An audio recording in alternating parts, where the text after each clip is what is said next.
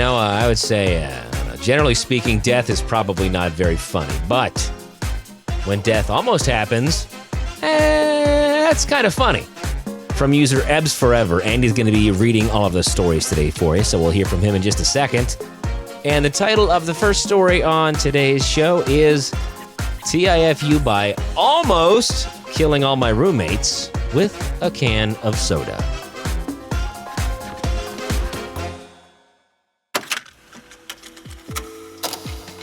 Obviously, this happened during college. So when I was a young buck, I enjoyed the occasional soda.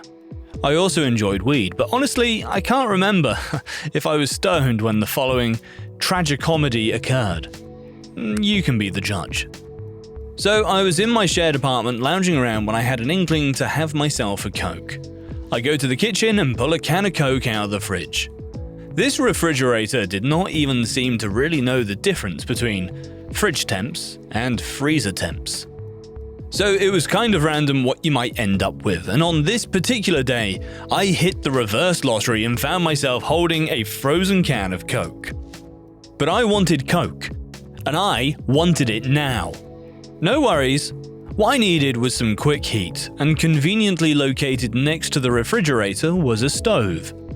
I should note that I excel in situations like this because in no time at all I had whipped out a pot, some water, some blazing high flame, and in the middle of it all, one soon-to-be unfrozen can of soda. Plan in place and executed perfectly. I went back to the living room to watch some TV. It's really kind of up for debate whether subconsciously I knew it would be a good idea to be anywhere but that kitchen, because the bomb, as they say, had been lit. From here, I don't really have a conception of how much time passed.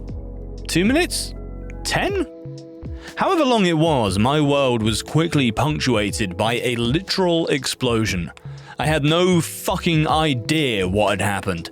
A gas leak? A plane? I jumped to the floor to avoid doom. Very quickly thereafter, and while I'm still on the ground, my roommates come running into the living room. What the fuck was that? My senses slowly coming back. It kind of dawns on me that this may have all been caused by my idea to basically light pressurized carbonation on fire. We run into the kitchen, and to this day I still cannot believe what it looked like. There was soda, sticky soda everywhere. But where was the can? The can was gone. Bits of aluminium had been blasted into the walls, the ceiling, full metal shards literally half in the wall, half out. We literally stood there, mouths gaping, at the apocalyptic scene our standard college kitchen had become. I still sometimes think back to how lucky I was. Could easily have been killed or killed any of my roommates who came in the room. Imagine if I'd come in a moment earlier to stir the damn thing. Head poked over it. Ugh, I get the chills. Our next one in is from Inked by Ice. Dear Reddit, today I fucked up by losing a $60,000 a year job offer by sending the boss a GIF of George Costanza from Seinfeld. About a month ago, I'd left my job managing a kitchen because of the restaurant owner's abusive gaslighting behavior. I was making $17 an hour. Not bad for how easy the job was.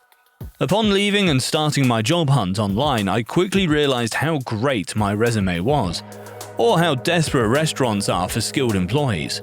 When I began to receive offers from $40 to $50K to run operations at several higher-end places around the city. Where I live, that is a very decent paycheck and can buy a comfortable lifestyle. Much more than I've ever made in my 30 years on this earth. Needless to say, it felt good to be able to turn down a few offers and explore higher-paying ones. I received a text one day from the owner of a nice place in town asking if I can interview that day. I tell him of course, noon sounds good, looking forward to meeting you, blah blah blah. At 11:30 AM, I accept a job offer from someone else for $40K a year managing a new spot in town. Not wanting to burn bridges, I shoot the noon interview a text explaining I'd just accepted an offer and thanks for his consideration. His reply stopped me dead in my tracks. That's a shame. Need someone to manage our kitchen. Start $60K with benefits. I nearly shat myself. Nobody has ever offered me that much to do what I do. Our previous exchanges seemed friendly enough, and he seemed like a seasoned kitchen guy himself, so I figured a little humor couldn't hurt. I found a GIF of George Costanza from Seinfeld turning his head around and raising his eyebrows in a "you said how much" kind of way. However, the universe has its own sense of humor. Upon pressing send, feeling very pleased with myself, I instantly knew I had a major fuck up on my hands. The GIF didn't move. It was frozen due to my inability to wait for it to fully load before saving it to my phone. He received a picture of George Costanza just standing there, facing away from the camera. No context, no explanation, just the image of George standing there with his back turned. 10 minutes go by. I make the bold decision to break the silence first and not acknowledge the image at all. My sweaty fingers type out, "I can be there by 2." To which he says, "I'm pretty busy today." I tell my friends about it later, and they're choking laughing at the screenshot I saved of this absolute roller coaster of stupidity. I did not get the job.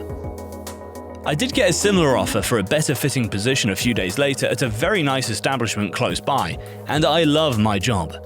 But the screenshot lives on for laughs, and I think about it at least once a day still.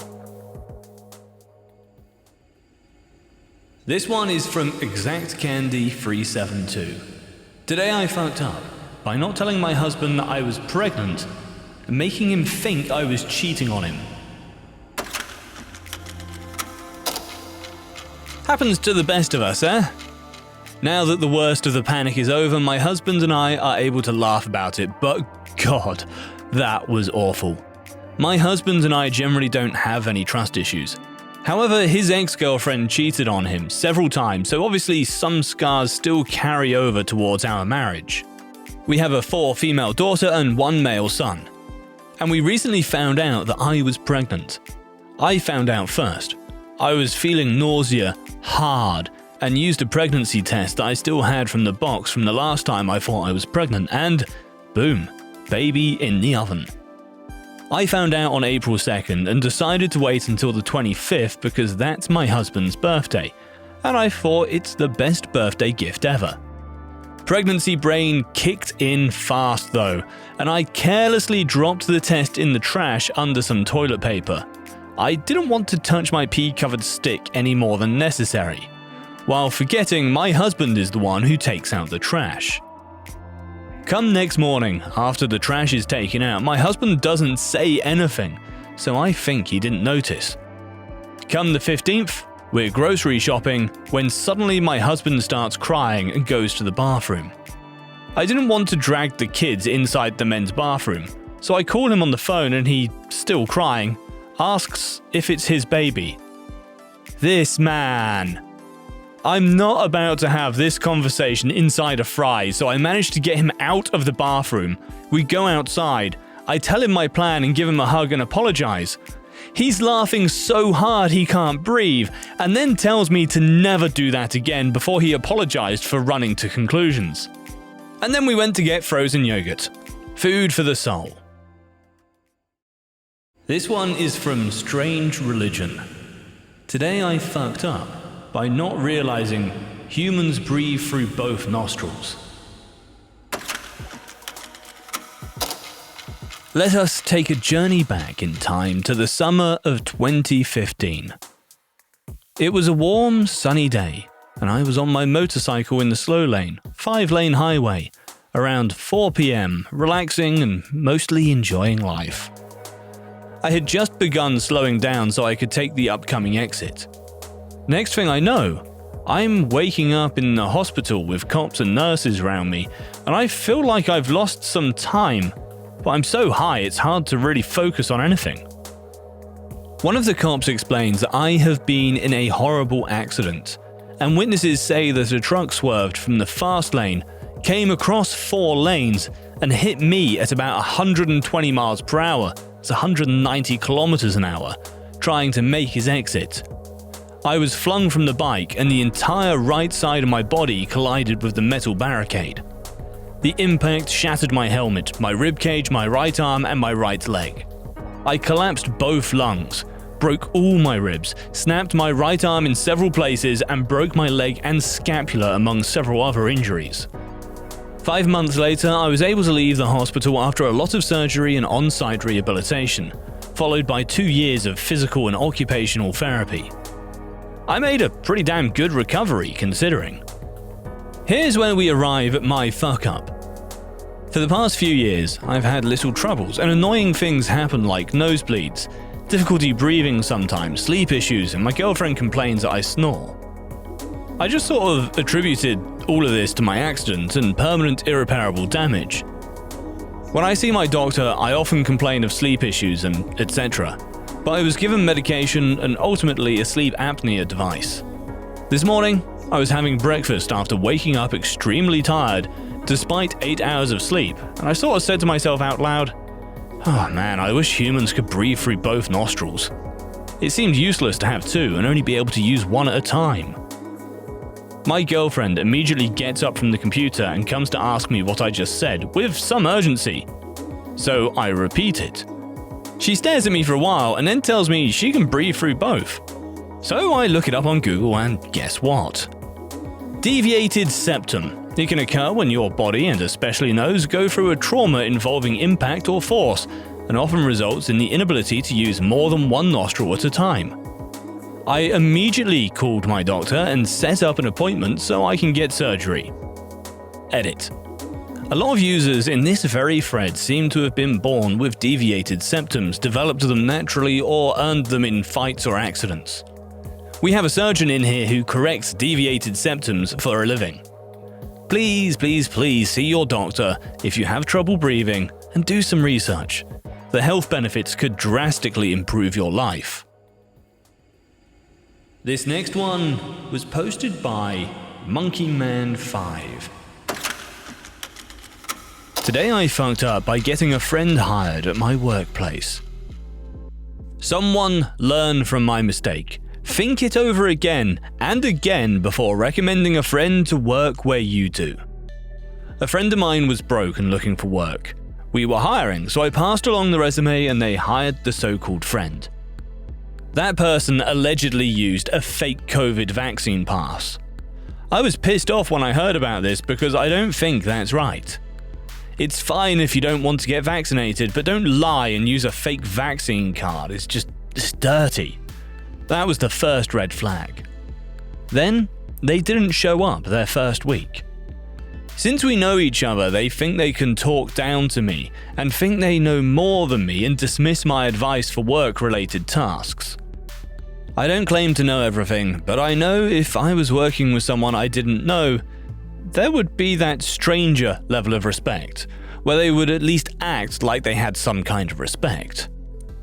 The friend is just showing how ungrateful they are and walks around as if they're God. Now I have to work with someone who is insecure and tries to show dominance. Little things like putting their feet up on the desk, like they own the place, and acting like a horny teenager when they see a woman's shadow. Just unprofessional and disgusting. Anytime I call out things the friend does wrong, I'm met with a hostile response. I'm really embarrassed. If I'd known what an arsehole they'd turn out to be, I would not have recommended them. I gave them the benefit of the doubt since I've known them for some time. Now I realize that maybe I don't even consider them a friend. The level of disrespect is just out there. I've been training them and passing along helpful knowledge only to be told the advice is bad. At this point, I don't even consider this person a friend anymore, and I'm hoping they quit soon and I'm looking for another job. Definitely a big learning moment. This one is from Moth Me Up. Today I fucked up by flipping my mattress. My mum has always told me that I'm the kind of person who will do things that make me suffer out of pure stubbornness. 9 months ago, my husband and I purchased our first home. Of course, we then had to move all of our stuff into the house. But it's the middle of a pandemic, and I don't want tons of other people touching and breathing over everything I own. We decide to forego professional movers and do most of it ourselves, with a skeleton crew of close family and friends for backup. This is my first fuck-up. It comes time to move our mattress.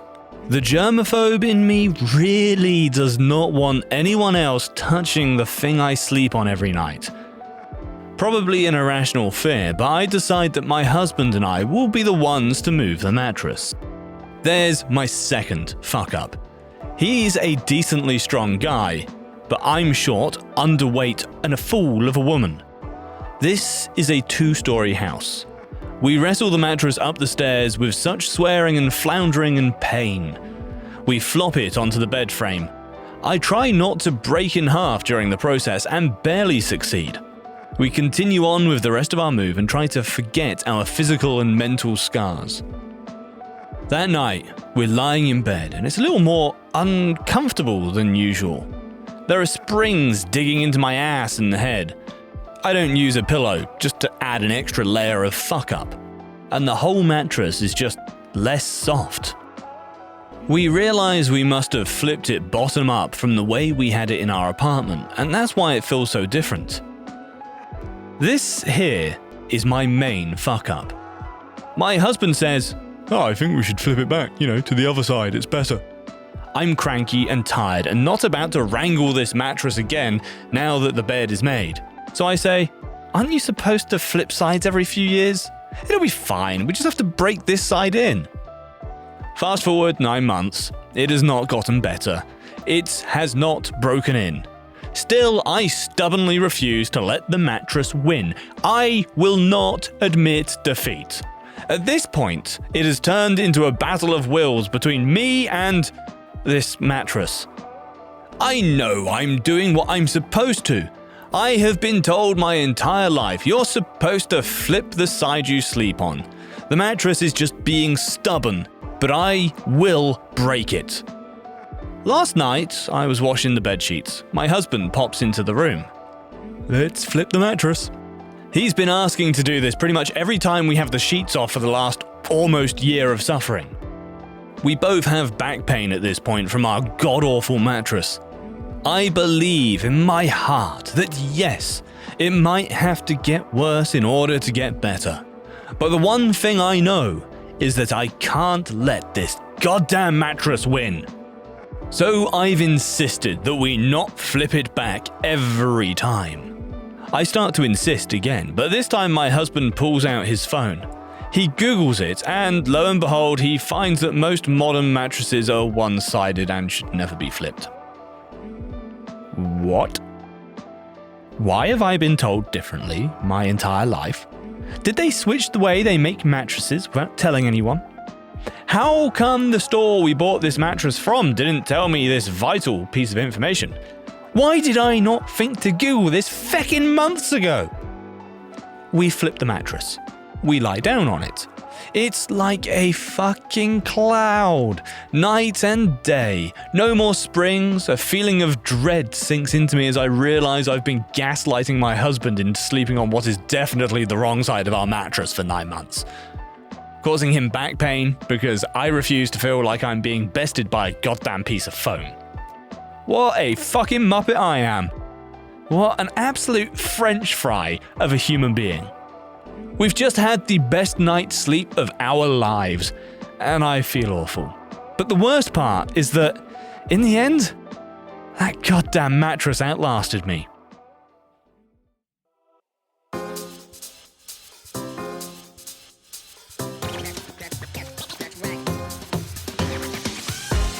So thanks for being with us. The RR Show is a production of Evergreen Podcasts and Wessler Media. Now, if you'd be so kind, please follow or subscribe to our show wherever you get your podcasts. And if you're feeling extra nice, you might as well leave a 5-star review. But for more, visit the website, rrshow.com. That is rrshow.com. I'm your host, Vince. Thank you to my producer, Kevin, and we'll see you next time here on The RR Show.